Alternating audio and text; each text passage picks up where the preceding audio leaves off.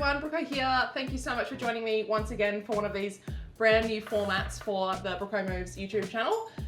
It's just me, a green screen and my dream at this point, and I think we're having a great time.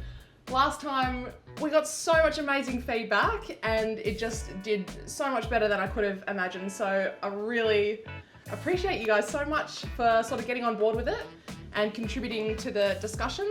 If you're here for an update on my dream house in Singleton, if you're new on the channel, I put my first offer in on my house hunt journey in the video that we posted last week. If you're here for an update, I'm so sorry I don't have one for you just yet. My boyfriend will potentially put a hit out on me if I reveal anything, but just know an update's coming really, really soon. We're just working on a few logistical kinks, and then I promise it's gonna be up as soon as we can post it. But today, I thought we'd discuss a video that I posted last week on TikTok, and I also put it on Instagram story as well. I'll put the Instagram account somewhere around here. If you're not following, go and follow us over there. Basically, I took a video as we were traveling back through the northern suburbs of Perth, and I was capturing the scene that to me looked like an absolute disaster zone, and a lot of people, I'm talking hundreds of thousands of people, resonated with what I thought was really quite heinous. It ended up going so viral, so many people resonated with the same feelings that I was feeling when we were driving through, which I was like, who the bloody hell wants to live out here? So much so that I did an interview with the news, and it's just gone totally gangbusters. But I thought, if you haven't seen the video already, you might have, because I feel like it really did get out there, it really did do the rounds.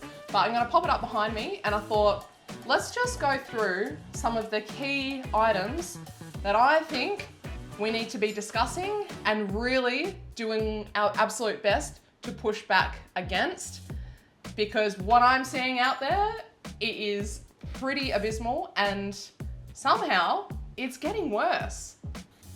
All right, so the specific video was taken through Eglinton, which is, I think it's almost 50 k's north of the city. And I think a lot of people were outraged because it basically was a snapshot of what a lot of people feel is the future we're heading towards.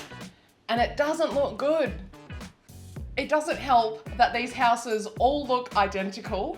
I think when we were driving through this specific estate area, every house was one of 3 designs. Every house looked exactly the same. It was like people had to choose from a catalogue of 3 things, and they were just like, ugh, whatever, that'll do.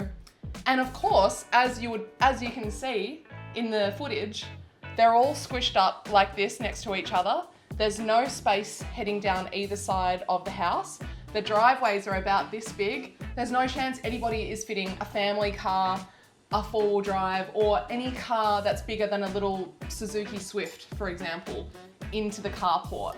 To be fair to the estate area that I did film at, the development was very clearly still underway, so there was sand in places where I imagine in future there will either be fake turf or potentially real grass, who knows.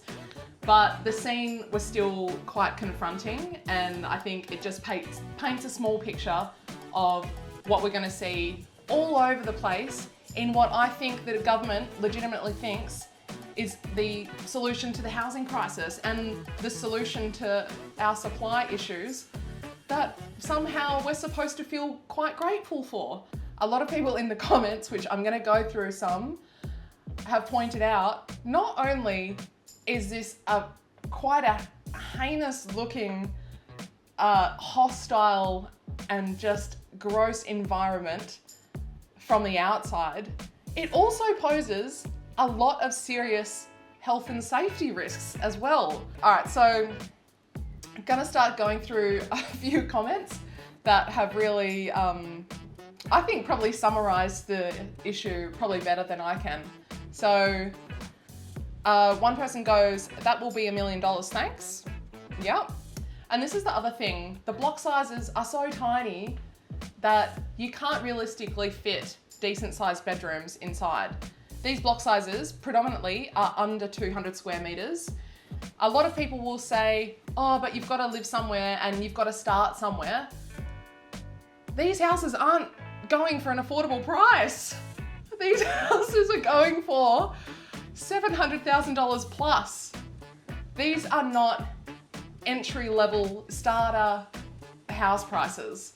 These are houses that prior to this housing crisis would have probably gone for an affordable price, probably in the 300s, max like 450. But now they're worth at least double that. And so it's not correct when people say, oh, you have to start somewhere, and yeah, like people have to, like you start in a place like this and then you gradually work your way up. The price that these houses are selling for is what previous to the housing crisis, people would have been able to afford for their second or third or fourth house as they sort of like worked their way up and afforded their way into a nicer place closer to the city, or, you know, a bigger house, whatever suits their lifestyle. I mean, it's easy to say that, oh, we should lower our standards and we should just settle for something small with the long-term goal of getting into something bigger, because these houses aren't actually helping us get into something bigger down the track. They're actually holding us back further from that. Anyway, let's continue with the comments. A lot of people are saying they're just outdoor apartments, which, yeah, fair enough. The housing market crash will be a movie. Valid question here, how do you get the lawnmower in to mow the backyard? Like, if there is a backyard, you're not getting a mower down the side, you'll be out there with the scissors. So no windows down the side of the houses because they are all attached together, someone asks, and yeah, no windows, I guess. No trees, no shade, beaming hot summer. A lot of people also realise, which I didn't in the moment, a lot of these houses actually have a dark or black roof.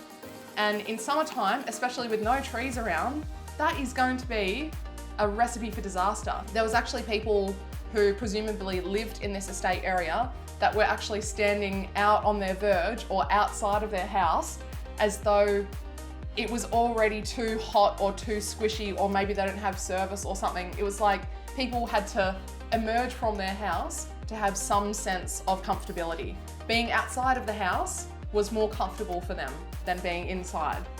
So I don't know what kind of a world we're living in where being outside of your own house, brand new house might I add, that's a better option than being inside. It's a grim situation to be in, but let's continue. How sad in a country with millions of square kilometers of land that we push the houses up together.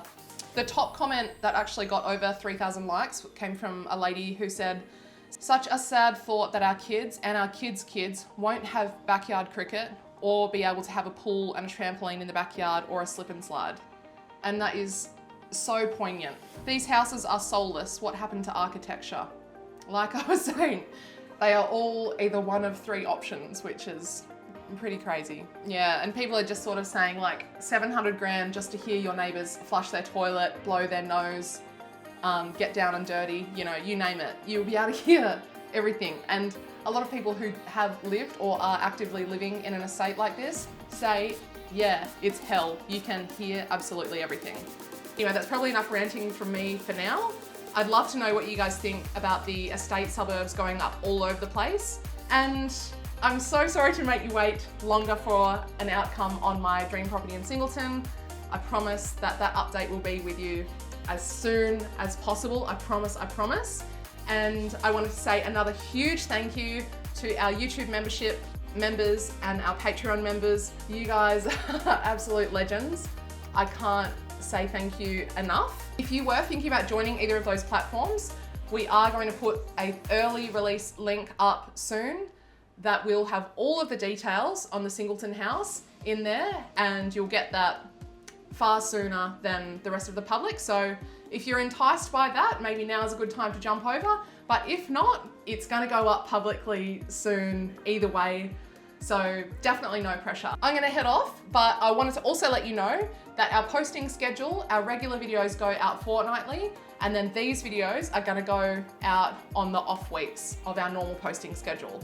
I hope that makes sense, but it just means that there'll be a brand new Brooke Moves video every single Sunday from now into the future. I'll chat to you guys in the comments section.